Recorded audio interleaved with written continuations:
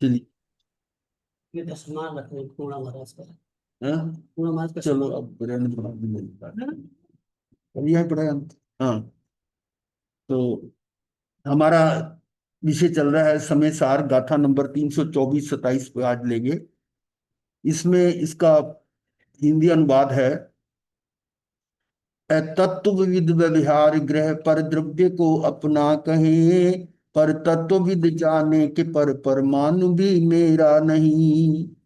ग्राम जनपद राष्ट्र मेरा कहे कोई जिस तरह, किंतु वे उसके नहीं है मोह से ही वह कहे। इस तरह जो पर द्रव्य मेरा जान कर अपना करे, संशय नहीं वह ज्ञानी मिथ्या दृष्टि है जानना। मेरे नहीं ये जानकर तत्वज्ञ ऐसा मानते, है अज्ञता कर तत्व बुद्धि लोक एवं श्रमण की। ये लगभग वही बातें जो हम पहले कर चुके हैं, वही इस गाथा में आ रही हैं। अतत्वविद, तत्वविद क्या होता है? जो तत्व का ज्ञाता है, जो तत्व को जानने वाला है, उसको कहते हैं तत्वविद। और आगे लग गया इसका मतलब जो तत्व का ज्ञान नहीं है, जिसको, जो तत्वविद नहीं है, वो अतत्वविद है।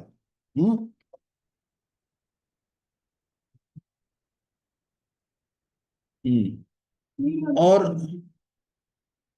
पर अतत्वविद व्यवहार ग्रह पर द्रव्य को अपना कहे। यानी व्यवहार से, व्यवहार भाषा में व्यवहार को, व्यवहार कथन कह लो। जो अतत्वविद है, जो वस्तु स्वरूप को, तत्व को नहीं जानने वाले हैं, वो क्या कहते हैं? पर द्रव्य को अपना कहें। पर द्रव्य को अपना कह रहे हैं। पर द्रव्य कौन है? अपने को छोड़ के सारे पर द्रव्य हैं। पर तत्वविद जाने कि पर परमाणु भी मेरा नहीं। पर जो ज्ञाता है, जो तत्व के ज्ञाता हैं, वो जानते हैं कि पर परमाणु, पर का एक परमाणु भी मेरा नहीं है। परमाणु होता है बहुत सूक्ष्म, जिससे और छोटा छोटा होता नहीं कोई। तो यही बात यहां कही जा रही है। वस्तु स्वरूप को नहीं जानने वाले जो अतत्वविद हैं, वो पुरुष व्यवहार कथन को ही परमार्थ रूप से ग्रहण करके ऐसा कहते हैं। जो व्यवहार में कह रहे हैं उसको पक्का मान रहे हैं। व्यवहार में हम कहते हैं मेरा मेरा है, तो उसको वो अपना ही कह रहे हैं। व्यवहार ग्रह पर द्रव्य को अपना कहें, यानी व्यवहार कथन को ही परमार्थ रूप से ग्रहण करके ऐसा कहते हैं। व्यवहार में तो हम कहते हैं ये मेरा शरीर है, ये मेरा, ऐसे करके। लेकिन परमार्थ में ज्ञानी ऐसा नहीं करता। पर जो अज्ञानी है, जो तत्व को नहीं जानने वाले हैं, वो इस व्यवहार कथन को निश्चय कथन मान लेते हैं। कि देखो, वस्तु स्वरूप को नहीं जानने वाले पुरुष व्यवहार कथन को ही परमार्थ रूप से ग्रहण करके ऐसा कहते हैं कि पर द्रव्य मेरा है। ठीक है, ये ऊपर की लाइन का अर्थ है कि तत्वविद व्यवहार ग्रह पर द्रव्य को अपना कहें। और आगे परंतु, पर ज्ञानी जन, ये तत्वविद का मतलब ज्ञानी, ज्ञानी जन निश्चय से ऐसा जानते हैं कि परमाणु मात्र पर पदार्थ मेरा नहीं है। ये अंतर है कि ज्ञानी जो है वो निश्चय से, परमार्थ से वो जानता है कि एक पुद्गल परमाणु जो है वो भी मेरा नहीं है। पूरा पूरा जगत, यानी अपने को छोड़कर सब मेरा नहीं है। ये इस तरह का अपनापन छुड़ा रहे हैं। अज्ञानी जो है वो उसको अपनापन कर रहा है, और ये उसको छुड़वा रहा है। यानी वस्तु स्वरूप को नहीं जानने वाले पुरुष व्यवहार कथन को ही परमार्थ रूप से ग्रहण करके ऐसा कहते हैं कि पर द्रव्य मेरा है। परंतु ज्ञानी जन निश्चय से ऐसा जानते हैं कि परमाणु मात्र पर पदार्थ मेरा नहीं है। फिर अगली गाथा में कहा कि ग्राम जनपद राष्ट्र मेरा कहे कोई जिस तरह, किंतु वे उसके नहीं है मोह से ही वह कहे। गांव है, ये हमारा ये क्षेत्र है, ये हमारा अधीश्वर धाम है, ये हमारा कुपकला है, ये हमारा मलेरकोटला है, ये हमारा लुधियाना है, हमारा पंजाब है, ये हमारा राष्ट्र है, हमारा देश है। ऐसा कहने वाले हैं ना ये। क्योंकि जितना जितना आगे बढ़ते जाएंगे, वो सर्कल बनेगा। मान लो बाहर की कंट्री में पहुंच गए आप, तो क्या कहोगे, हमारा कौन कहाँ से आए, हमारा हाँ। हमारा भारत है, भारत से आए, हमारा वो राष्ट्र मेरा है। तो इस तरह से ग्राम, जनपद, जनपद मतलब स्टेट, वो क्या कहते हैं, जिला कह लो, राष्ट्र मेरा कहे कोई जिस तरह, उसको अपना कह रहे हैं ना व्यवहार में, किंतु वे उसके नहीं है, मोह से ही वह कहे, उसके प्रति मोह है कि ये मैं, मेरा मेरा मेरा मोह, मोहपना ही है ना। इस तरह जो पर द्रव्य मेरा जानकर अपना करे, यानी ये था, ऊपर की दो लाइन तो क्लियर है कि मोह के कारण वो कह रहा है ये मेरा है, मेरा है। और इस तरह जो पर द्रव्य मेरा जानकर अपना करे, पर द्रव्य को मेरा जानकर अपना करे, संचय नहीं, वह ज्ञानी मिथ्या दृष्टि ही है जानना। यानी ज्ञानी को भी मिथ्या दृष्टि कह दिया, जो इस तरह का जान रहा है, जानने वाले को ज्ञानी कहेंगे ना। तो ये देखो क्या है, जिस प्रकार कोई मनुष्य इस प्रकार कहता है कि हमारा ग्राम, हमारा देश, हमारा नगर, हमारा राष्ट्र है, किंतु वे उसके नहीं है, उसके तो नहीं है ना वो, वह मोह से ही ऐसा कहता है कि वे मेरे हैं। इसी प्रकार यदि कोई ज्ञानी भी पर द्रव्य को, अब कोई ज्ञानी भी पर द्रव्य को निज रूप करता है, अब आपकी नजरों में वो ज्ञानी है, पर कहता है उसके लिए भी यह आ गया कि यदि कोई ज्ञानी भी पर द्रव्य को निज रूप करता है कि मेरा है ये, पर द्रव्य को निज रूप मानता है और जानता है, तो ऐसा जानता हुआ वह निस्संदेह मिथ्या दृष्टि है। ठीक है, तो पर कोई जान रहा है ना, फिर आपने तो जान ही नहीं रहा। बहुत जबरदस्त चीज है हाँ। कि हमारे मतलब दिमाग में सेट हो चुका है तो बहुत बड़े ज्ञानी हैं। ममत क्योंकि बुद्धि पे चोट लग गई महाराज जी। बहुत जबरदस्त, मैं इसलिए, मेरा घर, मेरा बेड, बड़ी छोटी छोटी चीजें, मेरा पेन, मेरी हाँ लिखी हुई किताब, मेरा हाँ मेरा हाँ, नहीं वही तो कह रहा हूं ना, अगर कोई ज्ञानी भी है, देखो मैंने इतनी किताबें लिखी हैं, ये मेरा मेरा इतना लिटरेचर है, मेरा ही, हाँ जी, हाँ। मेरा कुछ नहीं है।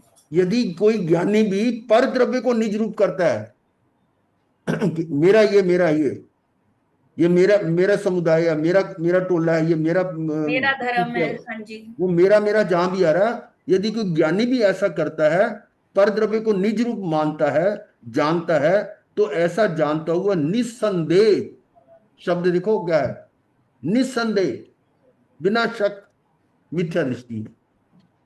जबरदस्त चोट है। इसलिए पर द्रव्य मेरे नहीं हैं, ये जानकर तत्वज्ञानी जन लोक और श्रमण, देखो क्या है इसमें, इसलिए पर द्रव्य मेरे नहीं, ये तो आप समझ गए, ये जान गए कि पर द्रव्य मेरे नहीं है। ऐसा जानकर जो तत्वज्ञानी जन हैं, जो तत्व को जानने वाले हैं, वो क्या कहते हैं कि लोक और श्रमण, लोक, लोक और श्रमण का मतलब जो वो लौकिक पुरुष हैं, जो लौकिक हैं, जो जब भी कल हमने डिस्कस किया था कि भी वैदिक दर्शन, ये फलाना दर्शन, सारे जो ईश्वरवाद वगैरह, ये लोक, लौकिक लोक। और श्रमण, श्रमण किसको कहा, जो कहता है कि मैं छह गाय की रक्षा कर रहा हूं, मैं इसका रक्षक हूं, तो वो और दोनों की मान्यता में कोई अंतर नहीं है ना। इन दोनों के ही पर द्रव्य के कर्तृत्व, ये दोनों को ना, लोक और श्रमण दोनों के ही पर द्रव्य में कर्तृत्व के व्यवसाय, यानी पर द्रव्य के कर्तापने का जो कार्य है कि मैं पर द्रव्य का कर्ता हूं, इस कार्य को, इस व्यवसाय को सम्यक दर्शन रहित पुरुषों का व्यवसाय ही जानते हैं कि ये कार्य जो है वो सम्यक दर्शन रहित, क्या मतलब हुआ इसका, ज्ञान सम्यक पाके दर्शन ही रहित आश्रम कर लिया। मिथ्यात्वी हो गए। उनका उनका काम है ये काम किसका है, उनका है जो सम्यक दर्शन रहित है। ठीक है, आगे चलते हैं। इन गाथाओं का भाव आत्मख्याति में इस प्रकार स्पष्ट किया गया है, व्यवहार विमूढ़, जो व्यवहार में रच पच रहे हैं, व्यवहार को सही मान रहे हैं, ऐसे मूढ़, मतलब जो उसकी मूढ़ता, उसके अंदर व्यवहार को ठीक है, ये तो है ही मेरा, व्यवहार विमूढ़ अज्ञानी जन ही पर द्रव्य के संदर्भ में ऐसा मानते हैं। देखो ही शब्द भी आ गया, अज्ञानी जन ही, जो व्यवहार से रच बच रहे हैं, ऐसे विमूढ़ अज्ञानी जन ही पर द्रव्य के संदर्भ में ऐसा मानते हैं कि ये मेरा है। और निश्चय में प्रतिबुद्ध ज्ञानी जन, वो व्यवहार की बात थी पहले ज्ञानी, और यहां निश्चय में प्रतिबुद्ध यानी जो ज्ञानी हो गए, जिनको तत्व का ज्ञान हो गया, जो तत्वज्ञ है, ऐसे ज्ञानी जन पर द्रव्य के संदर्भ में ऐसा ही मानते कि ये मेरा नहीं है। ठीक है, यानी प्रतिबुद्ध ज्ञानी जन पर द्रव्य के संदर्भ में ऐसा ही मानते हैं कि ये मेरा नहीं है। अब एग्जाम्पल आ गई है, जिस प्रकार इस श्लोक में कोई व्यवहार विमूढ़ दूसरे ग्राम का रहने वाला व्यक्ति किसी दूसरे गांव के बारे में ये कहे कि ये मेरा गांव है। क्या मतलब? दूसरे ग्राम का रहने वाला व्यक्ति किसी दूसरे गांव के बारे में ये कहे, दो बार दूसरा लग गया है ना, कि दूसरे गांव के बारे में ये कि ये गांव ये मेरा गांव है, तो उसकी वह मान्यता मिथ्या ही है। अपने अपने गांव की बात नहीं, अपने गांव से तो निकल आया और किसी दूसरे गांव को अपना कह रहा है। खुद तो किसी और गांव में रहने वाला है और यह दूसरे गांव में आया तो कहता है ये मेरा गांव है ना। यानी दूसरे ग्राम का रहने वाला महाराज व्यक्ति। जी, जो नॉर्मल व्यवहार है, संसार है, उसमें एक हम्म, लड़की अपने घर छोड़ के दूसरे घर जाती है और फिर वो कहती है कि वो घर मेरा है, तो हाँ, ये तो उसके लिए भी गलत हो जाएगा। वही तो, ये व्यवहार की बात है ना, व्यवहार भी मूड ऐसे बोलते हैं। ऊपर आया ना, व्यवहार भी मूड ये करते हैं, ये मेरा है, ये मेरा ससुराल है, ये मेरा क्या है, मायका है, ऐसा बोलते कि नहीं, वो तो है। हम्म। तो दूसरे गांव के बारे में, अब यह किसी दूसरे के गांव को अपना गांव कहे ये मेरा गांव है, वहां ये मान्यता मिथ्या है। अब इस पर ध्यान दें कि जो गांव है, अपने गांव को तो गांव वाला कह दिया कि ये मेरा गांव, फलाना गांव मेरा है ना। पर किसी दूसरे गांव को कह कि ये मेरा गांव है, तो वहां झूठ हो ये गया। बात आ रही है कि दूसरे ग्राम का रहने वाला व्यक्ति किसी दूसरे गांव के बारे में ये कहे कि ये मेरा गांव है, तो उसकी ये मान्यता मिथ्या ही है ना। ये व्यवहार में अभी चल रहा है। वह तत्संबंधी मिथ्या दृष्टि ही है, तत्संबंधी उस बारे में, उस दृष्टि से, व्यवहार की दृष्टि से मिथ्या दृष्टि है, ये गलत कह रहा है। ये तो एक दृष्टांत दिया है कि जो चीज उसकी अपनी नहीं है उसको अपना कहना ये मिथ्या है। ठीक है। अब उसी प्रकार यदि कोई ज्ञानी भी, वो तो बात आ गई व्यवहार वाली, ज्ञानी भी कथनचित व्यवहार विमूढ़ होकर पर द्रव्य को ये मेरा इस प्रकार देखे जाने माने, तो उस समय वह भी निसंशय रूप से पर द्रव्य को निज रूप करता हुआ मिथ्या दृष्टि होता है। वो तो अज्ञानी की बात थी, एक जनरल। पर यदि कोई ऐसा ज्ञानी भी ऐसा काम कर दे, कहते हैं उसी प्रकार यदि कोई ज्ञानी भी कथनचित, किसी समय ऐसा हो सकता है व्यवहार भी मूड होकर पर द्रव्य को ये मेरा है इस प्रकार देखे जाने माने, तो उस समय वह भी उस समय, समझ लो उस समय की पर्याय में, उस समय जो वो उसका भाव है ना, उसके हिसाब से वो निसंशय, निसंशय रहित रूप से पर द्रव्य को निज रूप करते हुआ मिथ्या दृष्टि होता है। यानी इसका मतलब आपने कुछ सर्टिफिकेट दे दिया कि ये तो सम्यक दृष्टि है, पर कार्य ये कर रहा हो। व्यवहार से भी नहीं मानना, हाँ, व्यवहार से भी नहीं मानना। ये बिहार से भी ये है। तो इसलिए तत्वज्ञ पुरुष समस्त पर द्रव्य मेरे नहीं है। जो तत्वज्ञ पुरुष है, तत्व ज्ञाता है, वो कह रहा है, वो मान रहा है कि समस्त पर द्रव्य मेरे नहीं है। ये जानकर ये निश्चित रूप से जानता है, निश्चित रूप से जानता है कि लोक और श्रमणों, लोक और श्रमणों का ध्यान रखें कि लोक और श्रमण का अर्थ क्या है। लोक का मतलब लौकिक लोक, और श्रमण का मतलब वो श्रमण जो छह काया की रक्षा को कहते हैं, मैं छह काया की रक्षा करता हूं। साधु। दोनों को, दोनों की परद्रव्य में कर्तृत्व का व्यवसाय उनकी सम्यक दर्शन रहितता के कारण ही है। सम्यक दर्शन नहीं है। कर्तव्य का व्यवसाय। देखो सम्यक दर्शन जो है ना, ये इतनी आसानी वाली चीज नहीं है। और देखा जाए तो अपने स्वभाव में आना, ये कभी भी आ सकता है। वो जिस समय वे, एक क्षण की बात है सारी, उस तत् तत् तत्काल वाली आ उस तो समय, जाता है, टिकाना मुश्किल है। उस समय की जो योग्यता वाली वो आ जाए पर्याय, उपादान तैयार हो जाए तो हो जाएगा। तो इस प्रकार से इन उक्त गाथाओं के भाव को स्वामी जी इस प्रकार स्पष्ट करते हैं। देखो, अपनी शुद्ध चैतन्य वस्तु से अजान, अपनी शुद्ध चैतन्य वस्तु से अजान, जो इसको जानता नहीं, अज्ञानी। अजान अज्ञानी एक ही बात है। जो इसके बारे में जानते ही नहीं कि ये है क्या चीज, कौन सी, शुद्ध चैतन्य वस्तु से अजान अज्ञानी व्यवहार विमूढ़ होते हैं। वो व्यवहार में ही रहते हैं ना। वे स्त्री पुत्र परिवार धन दौलत शरीर आदि पर द्रव्य को ये मेरे हैं ऐसा मानते हैं। ठीक है, और अनादिकाल से यही हम करते आ रहे हैं। यद्यपि व्यवहार में इन्हें ज्ञानी भी अपना कहते हैं, व्यवहार में कहते, परंतु अज्ञानी उन्हें निश्चय से ऐसा नहीं, ऐसा ही मान लेते हैं कि पर द्रव्य मेरे हैं। देखो, यदि व्यवहार में इन्हें ज्ञानी भी अपना कहते हैं, परंतु अज्ञानी उन्हें निश्चय से ऐसा ही मान लेते हैं। दोनों में अंतर समझो। ज्ञानी भी अपना कहते हैं पर निश्चय में नहीं कहते। अगर निश्चय में भी कह दें तो फिर तो अज्ञानी हो गए। वो कह रहे हैं कि ज्ञानी भी उनको अपना कहते हैं व्यवहार में, ये मेरे पिताजी है, मेरे माता जी है, मेरे ये है, परंतु अज्ञानी उन्हें निश्चय से ऐसा ही मान लेते हैं कि पर द्रव्य मेरे हैं। दोनों में अंतर समझ आई बात? जी।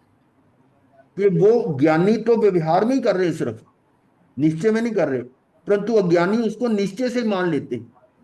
तो अज्ञानी को स्व द्रव्य, पर द्रव्य, स्व सत्ता, पर सत्ता संबंधी कोई विवेक नहीं है, भेद विज्ञान नहीं है। अज्ञानी को, अज्ञानी को स्व द्रव्य कौन सा, आत्मा, और पर द्रव्य आत्मा के अलावा अनात्मा। स्व सत्ता अपना अस्तित्व, और पर सत्ता पर की, पर का अस्तित्व है। इसमें कोई विवेक नहीं है कि क्या है, ये स्व है या पर है, और ऐसा विवेक नहीं है, भेद विज्ञान नहीं है। ज्ञानी इससे विपरीत है। दोनों डिफरेंस आ रहा है।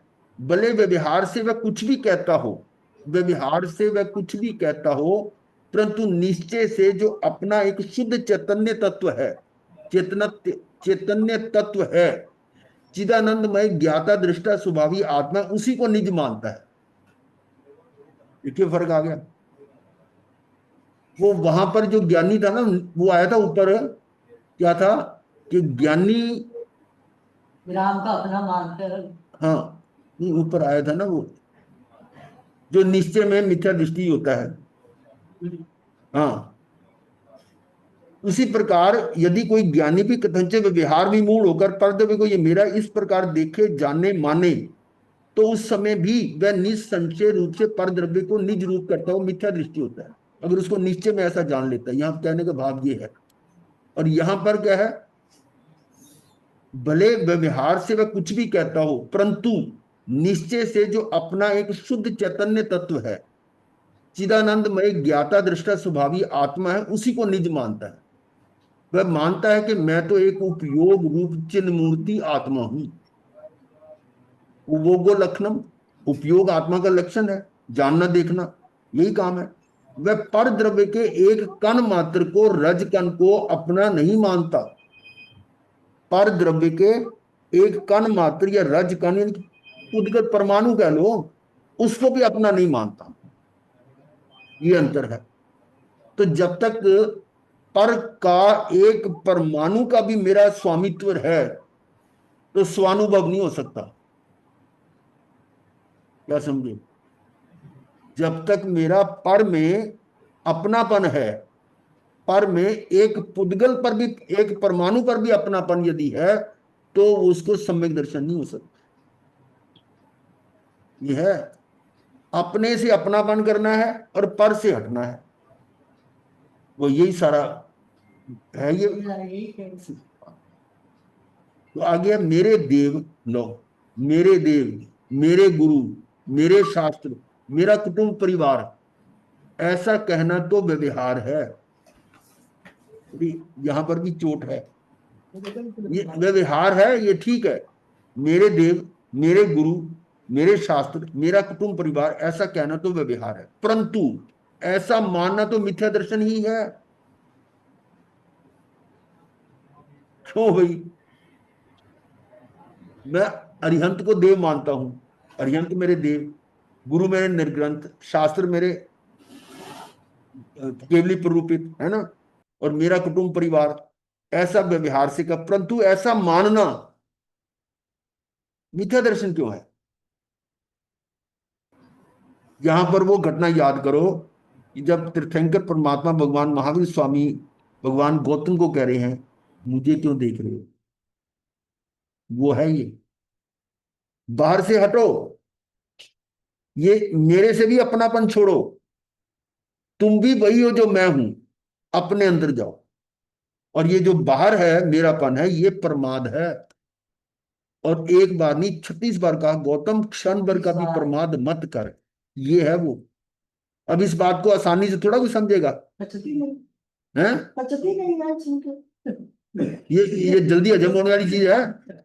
ये हजम होगी चीज है कि कहां पर? ये तो हमारा संकेत के पाठ को भी ऐसा कर रहे हैं। भाई व्यवहार में है, निश्चय में नहीं है। निश्चय में तो अपने जो शुद्ध आत्मा है उसके आश्रय में जाना है, जिन स्तुति से निज स्तुति में आना है। इस पर हमारी काफी चर्चा हुई थी समय सार में, जब वो चैप्टर चल रहा था कि अरिहंत की जिन की स्तुति जो है वो व्यवहार स्तुति है, निश्चय स्तुति तो निज स्तुति। निश्चय में ये वो व्यवहार है जो अरिहंत की स्तुति कर रहे हैं, है ना, वो व्यवहार है। वहां से हटकर जब तक निश्चय स्तुति में नहीं आएगा तो वो स्तुति नहीं है। वही चीज यहां आ रही है कि मेरे देव, मेरे गुरु, मेरे शास्त्र, मेरा कुटुंब परिवार, ऐसा कहना तो व्यवहार है, परंतु ऐसा मानना तो मिथ्या दर्श ही है। ये समय सार का चल रहा है अंतिम पड़ाव जो है। ज्ञानी किसी भी पर द्रव्य को अपना नहीं मानता, है ना। अब आगे लोक जो लौकिक जन, अब यहां क्लियर कर दिया, लौकिक जन कौन है? ईश्वरवादी। वही लिया था ना, सांख्य मत अब ईश्वरवादी ऐसा मानते हैं कि जगत का कर्ता ईश्वर है। मानते हैं ना, वो तो हम डिस्कस कर चुके हैं कि वो मानते हैं कि सर्वशक्तिमान परम पिता परमात्मा है जो इस सृष्टि की रचना करता है, जगत की रचना करता है, ये जड़ चेतन सबका वो निर्धारण करता है, और उसके बिना कुछ भी नहीं होता। वही रचित रचना करने वाला है, वही करता धरता हरता है, जिसको उन्होंने नाम दे दिया ब्रह्मा विष्णु महेश।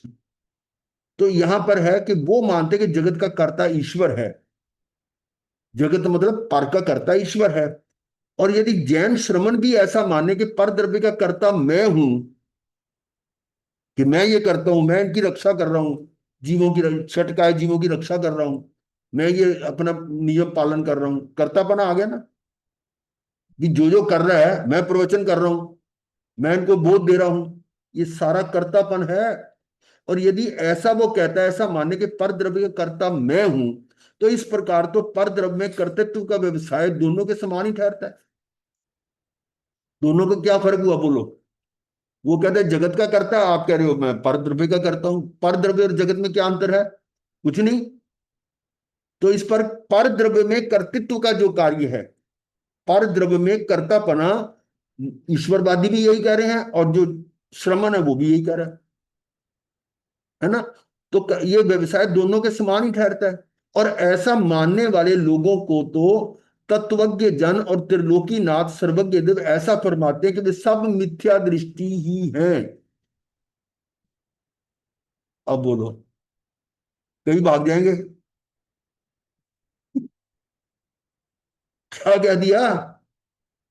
बड़ी अजीब सी बात है कि जगत का कर्ता ईश्वर, ये तो वो लौकिक ईश्वरवादी मानते हैं। और जैन श्रवण भी यदि ऐसा माने कि पर द्रव्य का कर्ता मैं हूं, पर द्रव्य कर्ता का मतलब अपनी जो चर्या जो भी कर रहा है कि मैं कर रहा हूं, ये मैं कर रहा हूं, मैं प्रवचन कर रहा हूं, मैं लिखना, मैंने ये किया, मैंने ये किया, कर्तापना आ रहा है ना। तो इस प्रकार पर द्रव्य में जो कर्तापना है वो ईश्वर का और इसका बराबर है ना। और ऐसा मानने वाले लोगों को तो तत्वज्ञ जन और त्रिलोकी नाथ सर्वज्ञ देव, अब यहां पर क्या किया है लिखने वाले ने? इसकी इसका प्रमाण दे दिया, ये भगवान ने बताया है, ये जिनेश्वर भगवान की वाणी है।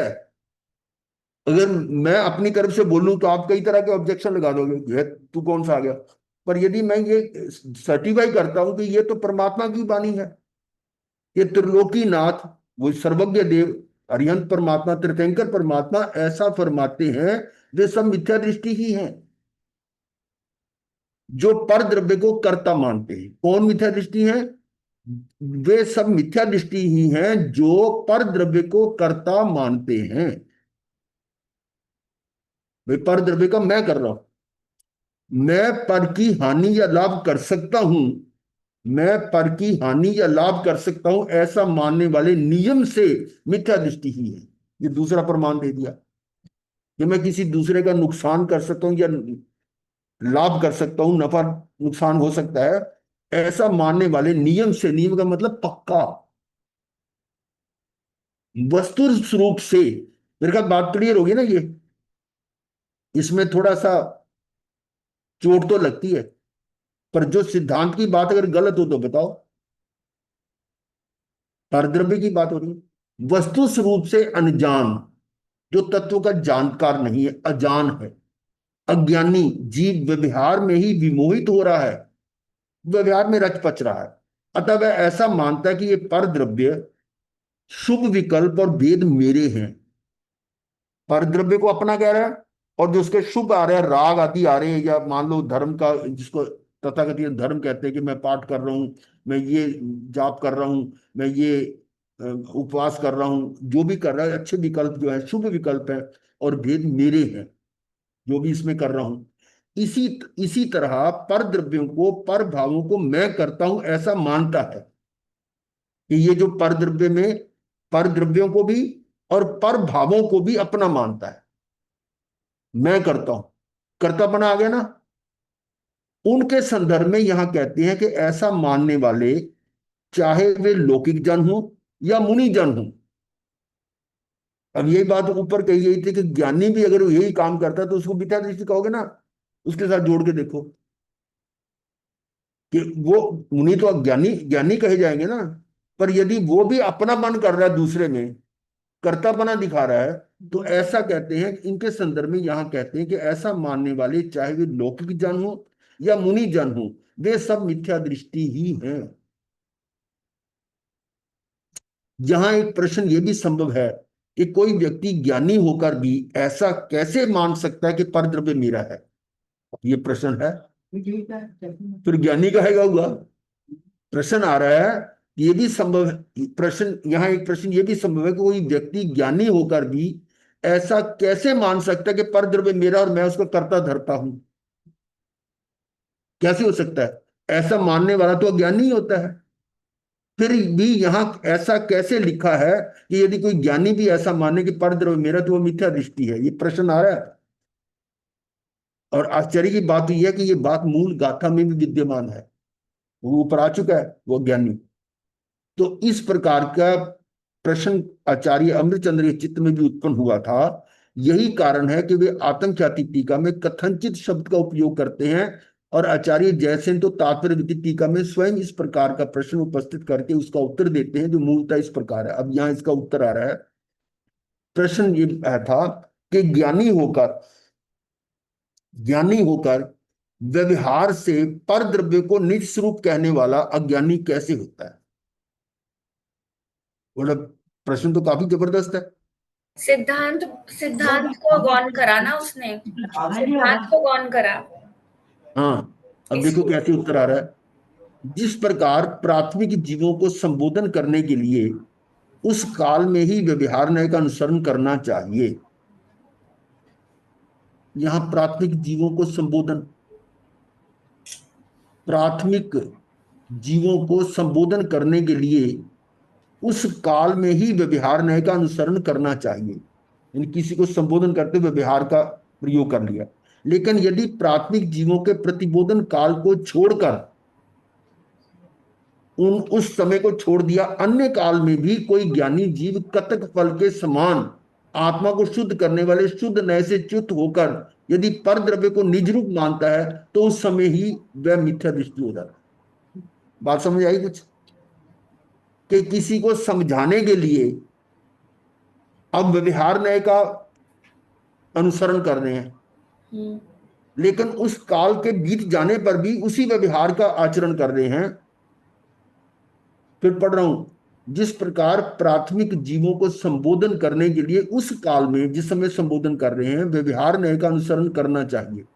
मान व्यवहार के बिना काम नहीं चलेगा, बताना पड़ेगा तो तुम कौन हो, ये कौन है, ये मैं कौन है। लेकिन यदि प्राथमिक जीवों के प्रतिबोधन काल, उस जो बोध का संबोधन का काल, उसको छोड़कर अन्य काल में भी, यानी किसी दूसरे समय में, वो बीत गया समय, उसमें भी कोई ज्ञानी जीव कतक फल, कतक फल क्या होता है?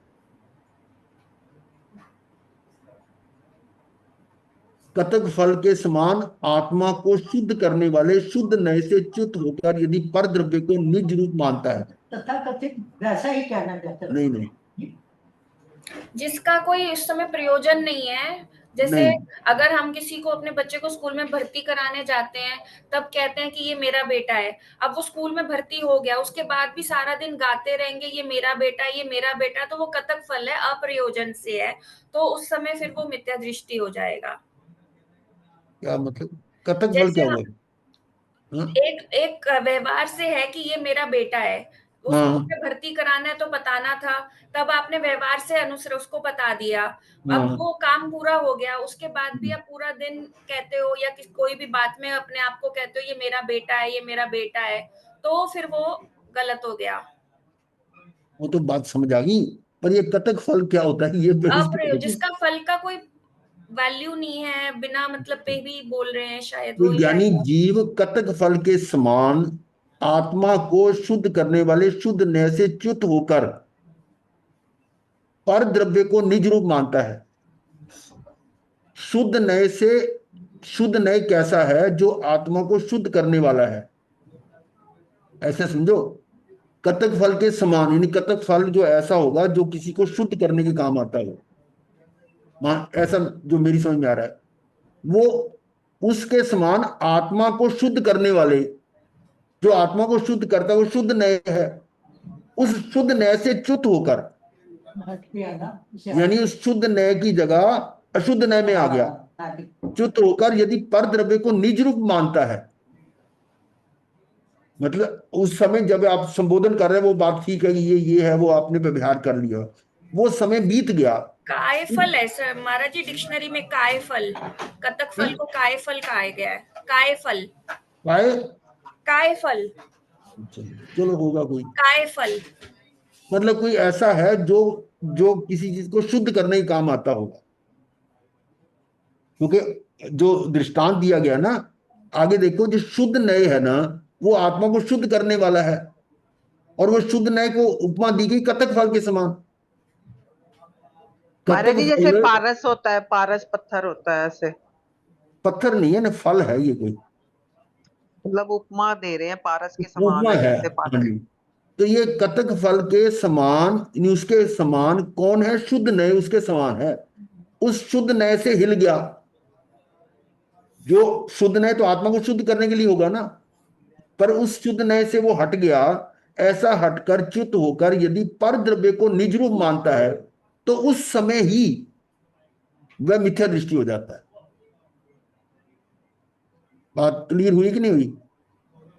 भाई जिस समय व्यवहार की बात थी, जो शुरू शुरू में उसको करना था, व्यवहार का प्रयोग कर लिया, पर वो ओकेजन खत्म हो गया। उसके बाद भी यदि वो शुद्ध नय से हट जाता है, यानी आत्मा का जो शुद्ध नय की दृष्टि हटने का मतलब मिथ्या दृष्टि में आ गया, पर द्रव्य को अपने रूप मानता है तो मिथ्या दृष्टि हो गया। इसका मतलब उस समय, जिस समय वो कुछ विशेष प्रयोजन है, वहां तो वो व्यवहार में आया है, इसके बाद निश्चय में चला गया। शुद्ध नय का मतलब निश्चय नय। उक्त संपूर्ण कथन का तात्पर्य यह है, अब यहां और क्लियर हो जाएगा, कि यदि कोई तथा कथित ज्ञानी, तथा कथित ज्ञानी, अब यहां तथा कथित बोला है, कहा जाता है ज्ञानी व्यवहार नय के कथन का सहारा लेकर पर में एकत्व बुद्धि करता है। सहारा किसका लिया? व्यवहार का, और उसमें एकत्व बुद्धि कर दी, तो वह मिथ्या दृष्टि ही है।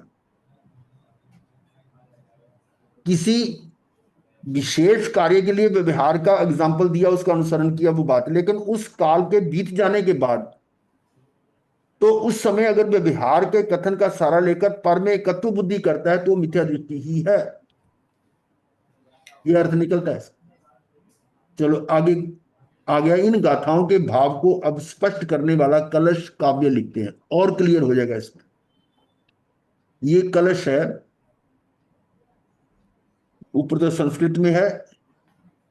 एकस्य वस्तु न इहान्यत्रेण सार्धम संबंधम एव सकलोपि यतो निषिद्धा तत्कृत कर्म घटनास्ति न वस्तु भेदे पश्यन्त कृतो कृत्र मुनश मुनियश्च जनाश्च तत्वम। उत्तर है, ये अर्थ है, जब कोई संबंध नहीं है दो द्रव्यों में, तब फिर कर्ता कर्म भाव भी कैसे होगा। जब कोई संबंध नहीं है दो द्रव्यों में, तब फिर कर्ता कर्म भाव भी कैसे होगा। इसीलिए तो मैं कहता हूं निज को जानो, सदा अकर्ता अरे जगत जन अरे मुनि जन। अब यहां पर क्या कह रहे हैं, जब कोई संबंध नहीं है दो द्रव्यों में, दो द्रव्य हैं, दोनों अलग अलग हैं, उनमें कोई संबंध नहीं है। जिस तरह से वो अभी कुम्हार की बात कर रहे थे, वो द्रव्य अलग है और घड़ा अलग है, इनका आपस में कोई संबंध नहीं है, कोई संबंध नहीं दो द्रव्यों में, तब फिर कर्ता कर्म भाव भी कैसे होगा। ये वही बात आ रही है सुबह वाली, कि कर्ता कर्म भाव कब होगा, जो एक ही द्रव्य में होता है, और जो विभिन्न द्रव्यों में कर्ता कर्म नहीं होता। कोई दूसरा द्रव्य मुझ में कुछ नहीं कर सकता। इसीलिए तो कहता हूं निज को जानो, सदा अकर्ता अरे जगत जन अरे मुनि जन। हे जगत के प्राणियों, तुम सदा अकर्ता हो। हाँ, अब इसको देखो, क्योंकि इस लोक में एक वस्तु का अन्य वस्तु के साथ सभी प्रकार के संबंधों का निषेध किया गया, कोई संबंध नहीं है। इसलिए यहां जहां वस्तु भेद है, जब वस्तुएं अलग अलग हैं, पदार्थ अलग अलग हैं, वहां कर्ता कर्मपना घटित नहीं होता। ठीक है ना, कर्ता कर्मपना घटित नहीं होता। रोटी बनेगी तो अपने द्रव्य में बनेगी, है ना, पर पर द्रव्य कुछ में घट नहीं हो सकता। तो रोटी माता ने बनाई, माता नहीं बना सकती, माता तो अलग द्रव्य है, वो अलग द्रव्य है। तो कर्ता कर्मपना घटित नहीं होता कहां, जो दो वस्तुएं अलग अलग हैं। पर काम तो हुआ है ना, काम तो एक द्रव्य नंबर एक, द्रव्य नंबर दो, दोनों अलग अलग हैं, तो एक दूसरे का कोई संबंध नहीं है, तो इनमें कर्ता कर्म का संबंध नहीं है। लेकिन काम तो इसमें भी हो रहा है, इसमें भी हो रहा है। नहीं नहीं, काम इस ए में भी हो रहा है, बी में भी हो रहा है। तो फिर वो जो है कर्ता कौन है। मैं थोड़ा और पॉइंट ले रहा हूं कि कार्य तो इसमें भी हो रहा है भाई, जो आटे में भी कार्य हो रहा है, वो रोटी बन रही है, और माता भी कार्य कर रही है। तो उस रोटी बनने का कार्य कौन कर रहा है, पर का तो कुछ कर नहीं सकता, पर वाला तो कुछ नहीं कर, इसका मतलब कार्य वो खुद ही कर रहा है, करता वो खुद ही है। आटा ही खुद कर रहा है ना, आटा ही उसमें रोटी में कन्वर्ट हो रहा है। तो इसका कर्ता कौन है, कोई बाहर का तो आएगा नहीं ना। अभी घर के अंदर मान लो आपका कोई कांच का कोई पीस टूट गया है, बाहर से कोई आया नहीं है, और किसने तोड़ा है, तो कोई घर से ही निकलेगा ना। अब इसी तरह से द्रव्य एक ही है, उसमें कोई घटना घटी है, तो उस घटना में उस कार्य करने में कौन आया, बाहर से तो आ नहीं सकता, कोई कोई कनेक्शन नहीं है, इसका मतलब उसका कर्ता मैं ही। तो इस तरह से जो आत्मा में भाव हो रहे हैं, वो आत्मा में ही हो रहे हैं ना, और पर से मेरा संबंध नहीं है, तो भाव की क्रिया किसने की, वो मैंने की। ये मैं कहना चाह रहा हूं कि कर्ता कर्मपना घटित कहाँ होता है, जहां वो एक ही वस्तु हो, और अलग अलग वस्तु उसमें ये कर्ता कर्मपना, बाहर का तो वो कर ही नहीं सकता, बाहर से कोई आया नहीं। अब घर में रखा माल चोरी हो गया, बाहर से कोई आया नहीं, तो किसी ने ही कहे तो कुछ ना खाया पिया होगा ना। तो इस प्रकार हे मुनि जनों, लौकिक जनों, अब उनको संबोधन कर रहे हैं जिनको पहले मिथ्यात्वी कहा, तुम तत्व को अकर्ता ही देखो, तत्व को अकर्ता ही देखो। तात्पर्य यह कि भगवान आत्मा पर का अकर्ता ही है। आत्मा को छोड़ के सारा पर है, तो उसका कर्ता है नहीं ये। देखो कितनी तरह से समझाया जा रहा है। अब आगे क्या कह रहे हैं कवि और बनारसी दास जी, इस कलश का भावानुवाद दो छंदों में करते हैं जो इस प्रकार है। जीव और उपद्गल कर्म रहे एक खेत, हाँ? जीव और जीव और उपद्गल कर्म रहे एक खेत, यद्यपि तथापि सत्ता न्यारी न्यारी कही है। जीव और पुद्गल कर्म, पुद्गल कर्म, जीव और पुद्गल कर्म रहे एक खेत, एक ही क्षेत्र में है। कौन? जीव और पुद्गल कर्म दोनों एक ही क्षेत्र में है। यद्यपि तथापि सत्ता न्यारी न्यारी का ही है, तब भी उनकी दोनों की, यानी जीव की अलग सत्ता है और पुद्गल की अलग सत्ता है। ठीक है, ये तो बात समझ में आ गई।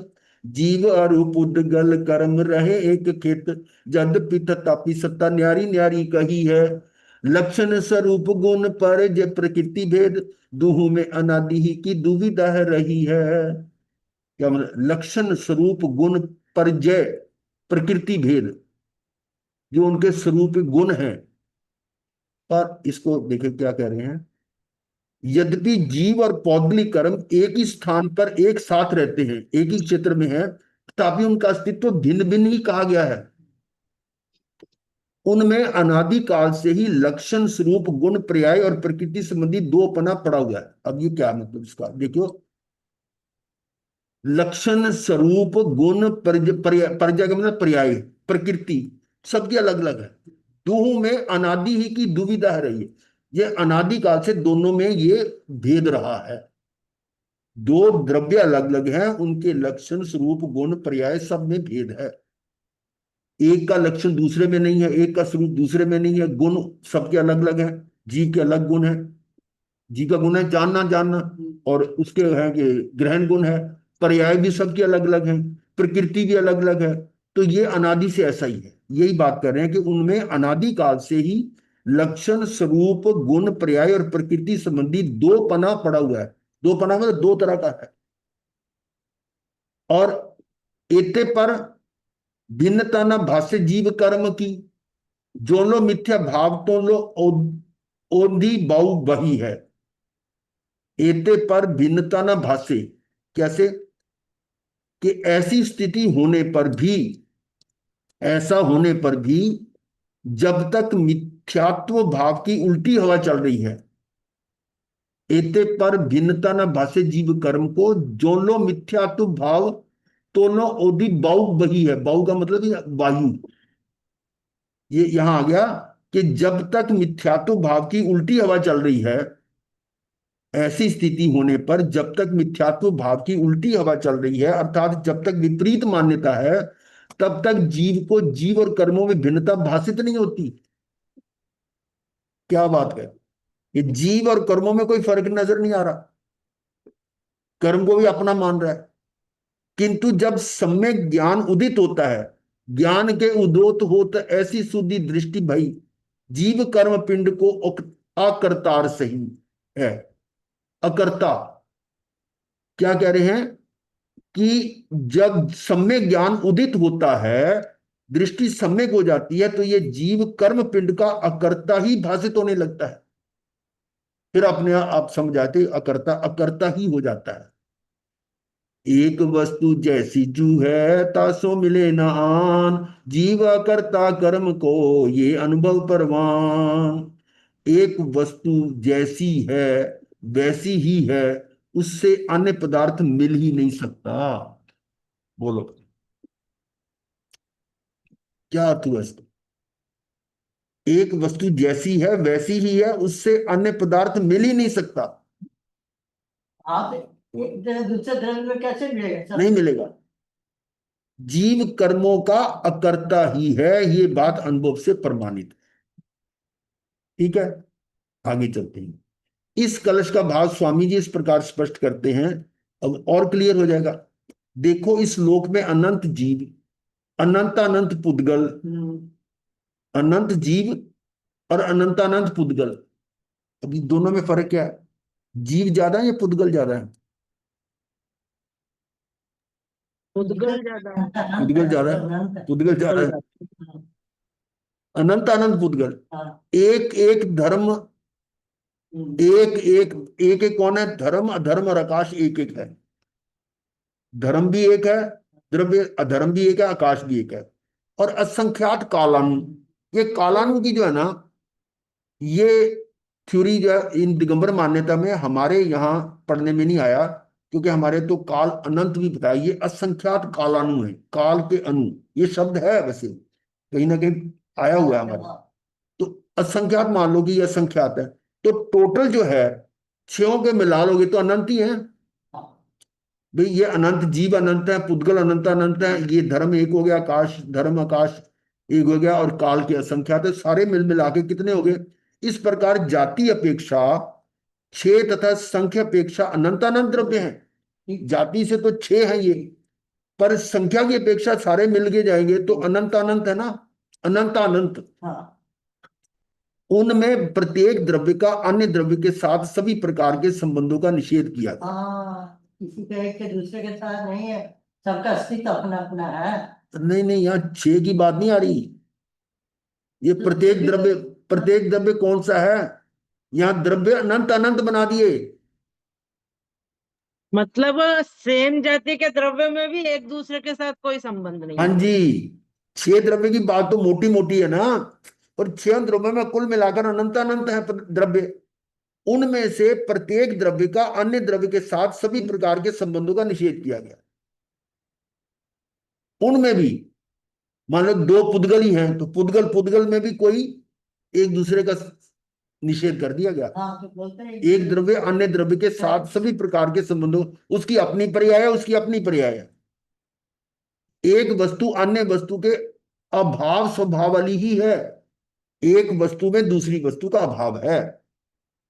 भी जैसे हम कहते हैं ये अंगूठा है, तो इस अंगूठे में अंगूठे का तो अस्तित्व है, पर अंगूठे में उंगली तो नहीं है ना, इसका भाव। ये दूसरी वस्तु है। उंगली का अस्तित्व अंगूठे में नहीं है, और अंगूठे का अस्तित्व उंगली में नहीं है। इस तरह की बात कह रही है कि प्रत्येक द्रव्य का डिफरेंट है। महाराज जी ऐसे दूध दही का बताया था, अभी दूध में दही उसका अभाव है और उसमें हाँ, वो दो द्रव्य अलग अलग हैं, एक दूसरे में अभाव है उनका। तो प्रत्येक द्रव्य का अन्य द्रव्य के साथ सभी प्रकार के संबंधों का निषेध किया गया। एक वस्तु अन्य वस्तु के अभाव स्वभाव वाली ही है, परंतु वस्तु अन्य वस्तु के अभाव से इस तंत्र टिक रही है। और बात ही बड़ी जबरदस्त कर दी कि अगर वस्तु दूसरी के साथ मिल जाती तो वस्तु बाद में मिलती कहां? और अनादिकाल से जितनी भी वस्तुएं हैं आज तक शाश्वत हैं, है ना। और यदि हम होशियारी करके एक वस्तु दूसरी वस्तु में मिला दें तो आगे आने वाली पीढ़ी को तो कुछ मिलेगा ही नहीं। अब समझे क्या बात कह दी उन्होंने? एक वस्तु अन्य वस्तु के अभाव से वाली ही है, प्रत्येक वस्तु अन्य वस्तु के अभाव से ही एक वस्तु में दूसरी वस्तु का अभाव है, इसलिए स्वतंत्र टिक रही है। ये तो टिकने कौन देगा उसको? कोई भी ले जाएगा। अपने यानी अपना अस्तित्व सबका अपना अपना है, स्वतंत्र। ये है। लोग कहते हैं कि मेरा अमुक अमुक वस्तुओं के बिना नहीं चलता, कि मेरी ये चीज इसके बिना मैं नहीं चल सकता, पैसे बिना तो एक क्षण भी नहीं चल सकता। ये क्या करूं, मुझे तो ये चाहिए चाहिए, मुझे ये खाना चाहिए, मेरा खाए बगैर गुजारा नहीं, मैं नहीं चल सकता। उससे कहते हैं अरे भाई तेरा अनंत काल से तो इन सब के बिना ही चल रहा है। यदि ऐसा ना होता तो अनंत काल से अब तक अनंत वस्तुएं भिन्न भिन्न अपनी सत्ता के साथ रह ही नहीं सकती थी। अगर तू उनको पहले समेट लेता अपने में तो ये आज ये वस्तुएं वही चीज आ गई। मतलब तेरा अनंत काल से तो इन सब के बिना ही चल रहा है। यदि ऐसा ना होता तो अनंत काल से अब तक अनंत वस्तुएं भिन्न भिन्न अपनी सत्ता के साथ रह ही नहीं सकती थी। वो अपनी सत्ता खत्म करके दूसरी में मिल गई, उसकी एग्जिस्टेंस ही खत्म हो गई, तो करते करते चीजें आपको मिलेंगी नहीं, और सब मिलकर एक में को हो गई होती। खिचड़ी वाली नहीं होता। ना ना, एक की सत्ता ही खत्म हो जाती। बात समझ आ गई कि नहीं? फिर पढ़ू लोग कहते हैं कि मेरा अमुक अमुक वस्तुओं के बिना नहीं चलता, पैसे बिना तो एक क्षण भी नहीं चल सकते, मैं उसको ग्रहण कर रहा हूं। उससे कहते हैं अरे भाई, तेरा अनंत काल से तो इन सब के बिना ही चल रहा है, इनके साथ एक में एक नहीं हुआ। यदि ऐसा ना होता तो अनंत काल से अब तक अनंत वस्तुएं भिन्न भिन्न अपनी सत्ता के साथ रह ही नहीं सकती थी, अगर तो उनको ग्रहण कर लेता ऐसे, सब मिलकर एक में एक हो गई होती। इसलिए कहा कि जहां भिन्न भिन्न वस्तुएं हैं वहां कर्ता कर्म की घटना घटित होती ही नहीं है, क्योंकि दूसरा उसको करे ऐसा नहीं हो सकता। तो किस तरीके से समझा दिया। जगत में अनंत द्रव्य है, अनंत द्रव्य आ गया ना अब ये अनंत, उनमें कोई भी किसी भी समय बिना कार्य का है ही नहीं। अब जरा और पॉइंट देखो क्या कर रहे हैं। अनंत द्रव्य है और हर द्रव्य में कार्य हो रहा है। क्यों हो रहा है?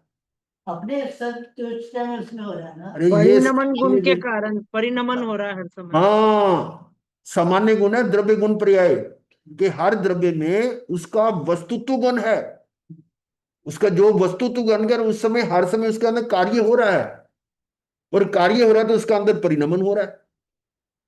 वस्तुत्व गुण की बात है ये। एक तो है ना अस्तित्व गुण, वस्तुत्व गुण, द्रव्यत्व गुण, अलघु गुरुत्व गुण, प्रमेयत्व गुण और प्रदेशत्व गुण, ये 6 गुण है। तो उसमें से जो वस्तुत्व गुण की बात जो है यहां लगती है कि उसका मतलब उसके अंदर वो अपने प्रयोजन वाला कार्य करता है और हर समय करता है, एक समय भी वो कार्य बंद नहीं होता। इसको आपने समझा था 25 बोल में कि मान लो धर्म द्रव्य है, उसका कार्य क्या है, वस्तुत्व गुण क्या है, गति में सहायक, कि जो गति हो रही है उसमें सहायक वो बनता है। अब मान लो किसी एक समय वो कार्य ना करे, नहीं हो सकता। क्या हो सकता है? उस समय सारी वस्तुएं स्टैच्यू हो जाएंगी, स्टिल हो जाएंगी, हाथ नहीं हिल सकेगा, आंख नहीं झपक पाओगे, हार्ट भी पंपिंग नहीं करेगा, ब्लड सर्कुलेट नहीं करेगा। सही।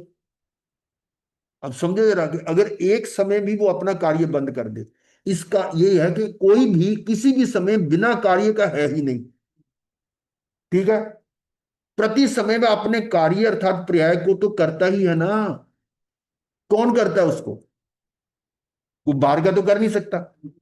जब वह खाली फुर्सत में या निठल्ला है ही नहीं, वह बड़ी जबरदस्त चीज आ रही है यार, कि उनमें कोई भी किस समय बिना कार्य के तो है नहीं, और प्रति समय वो अपने कार्य अर्थात पर्याय को तो करता ही है ना, समझिए। और जब वो कर रहा है तो उस समय वो खाली कहाँ होगा? वह जब खाली फुर्सत में या निठल्ला है ही नहीं तो अन्य का कार्य करेगा भी कैसे? हाँ, उसके पास टाइम ही नहीं है। जब आपके पास अपना काम दिया हुआ है। बहुत जबरदस्त चीज आ गई। फिर कितना कितना तर्क से समझा रहे हैं कि कहां से कहां जोड़ा है, थ्योरम पूरी बना दी इन्होंने कि हर द्रव्य अपना कार्य कर रहा है वस्तुत्व गुण के कारण, और वो करता कौन है? वो खुद ही कर रहा है। ठीक है ना? और जब वो खुद कर रहा है तो और हर समय कर रहा है तो कोई खाली तो है नहीं वो, और जब वह खाली है नहीं तो दूसरे का कार्य कैसे कर सकता है? अपना छोड़ेगा तभी करेगा ना, ये है। तो वो अन्य का कार्य करे भी कैसे? ये तो एक बात होगी। दूसरी बात, जब तुझे कोई अन्य द्रव्य स्पर्श ही नहीं करता, किसको? आत्मा को स्पर्श तो नहीं है, नहीं है। छूता ही नहीं है, तो वह तेरा कार्य तेरी पर्याय का परिणमन कैसे करेगा? ये दूसरा तर्क दे दिया कि तेरे को छू ही नहीं सकता कोई, तो तेरा कार्य कैसे करेगा? इसका मतलब तू तू ही कर रहा है, वो ही कर रहा है। आत्मा प्रज्ञा ब्रह्म स्वरूप एक ज्ञान मात्र वस्तु है। आत्मा प्रज्ञा ब्रह्म स्वरूप एक ज्ञान मात्र मात्र ज्ञायक मात्र ज्ञायक, हूँ स्वतंत्र निश्चल निष्काम ज्ञाता दृष्टा आत्म राम। वो है एक ज्ञान मात्र वस्तु, उसको तू राग का एवं पर का अकर्ता देख, क्योंकि एक द्रव्य दूसरे द्रव्य का कर्ता ही है। कुछ नहीं कर सकते। यानी क्या कर रहा है कि एक ज्ञान तू सिर्फ ज्ञायक है, सिर्फ जानना है, तो उसको तू राग का एवं पर का अकर्ता देख, अभी ऊपर प्रूव कर दिया ना कि एक द्रव्य दूसरे कुछ कर नहीं सकता, तो तू तो मात्र ज्ञायक है, ज्ञान जानना जानना। तो तू राग का और पर का कर्ता कैसे हो सकता है? तो उसको तू अकर्ता दे, क्योंकि एक द्रव्य दूसरे द्रव्य का अकर्ता ही है। यदि श्रद्धान वास्तविक श्रद्धान है, समकिति को ऐसा ही श्रद्धान होता है। इस प्रकार इस कलश में यही कहा गया है कि इस लोक की किसी भी वस्तु का अन्य वस्तु के साथ कोई भी संबंध नहीं है। इस कारण कोई भी व्यक्ति अन्य के कार्यों का कर्ता नहीं होता। इसलिए आत्मा को पर का अकर्ता ही जानो। मैथमेटिकली प्रूव कर दिया। मतलब गणित का भी जबरदस्त गणित लगा रही है यहां पर है। चलो 2 लाइनें बोलो। स्वयमेव इस जगत का सब काम हो रहा है। स्वयमेव इस जगत का सब काम हो रहा है। हमको भी धीरे धीरे श्रद्धान हो रहा। कोई बोलना चाहे तो बोल सकता है, जिसको ट्यून आती है अच्छी। करने को जड़ का कार्य तुझे जड़ ही होना होगा। बोल सकता है कोई? हाँ, भावना महाराज जी बोल रही है। गुरु जी आपके साथ साथ तो बोल लेंगे अगर ट्यून साथ ना नहीं, सेटिंग करती तो। साथ में एक दूसरे का करता हो नहीं सकता ना। हाँ और यही एक्सपेरिमेंट करते जो हैं। मैं बोलूंगा तो आप बोल नहीं सकते। बोल के देख लेती हूँ अगर ट्यून आ गई तो। हाँ, तभी तो यहाँ म्यूट करना पड़ता है ना। जड़ का यही तो है। कार्य तुझे जड़ ही होना होगा। हम्म।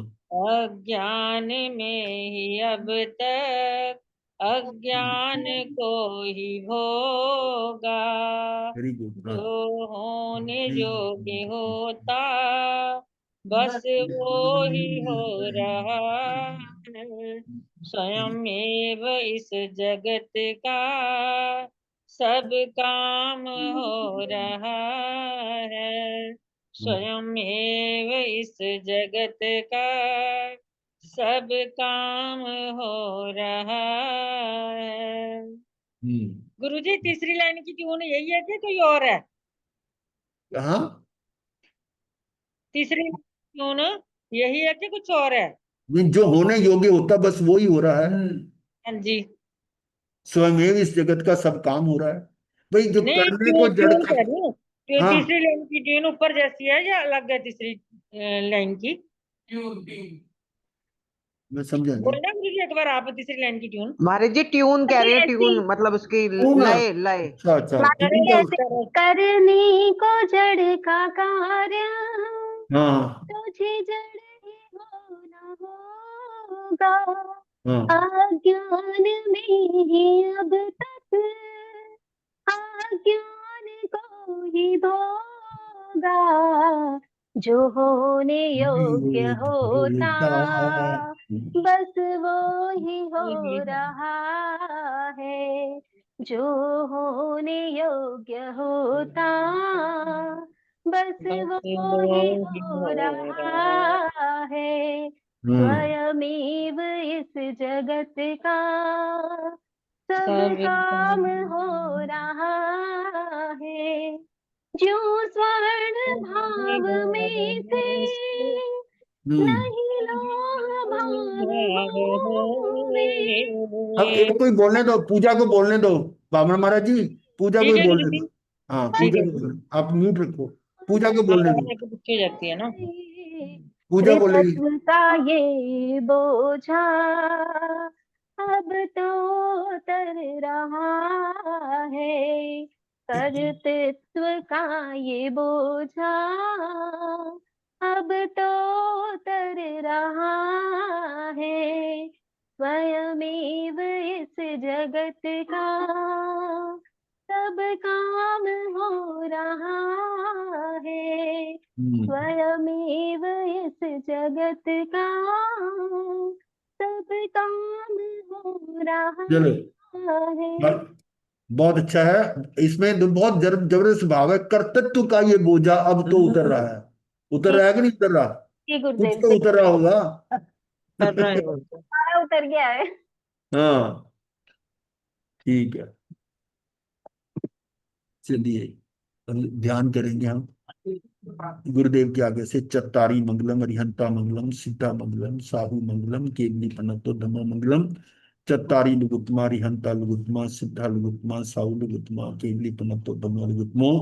चत्तारी शरणं पवज्जामि, अरिहंते शरणं पवज्जामि, सिद्धे शरणं पवज्जामि, साहू शरणं पवज्जामि, केवली पनतं धम्मं शरणं पवज्जामि।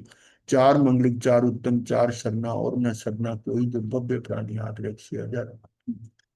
मथेन वंदामी गुरुदेव, मथेन मते बंदा महाराज जी। हाँ जी हाँ जी। अथेन वंदामी। हम्म। बच्चे बनना गुरु। जय बल्ला महाराज जी, सुख साता गुरु।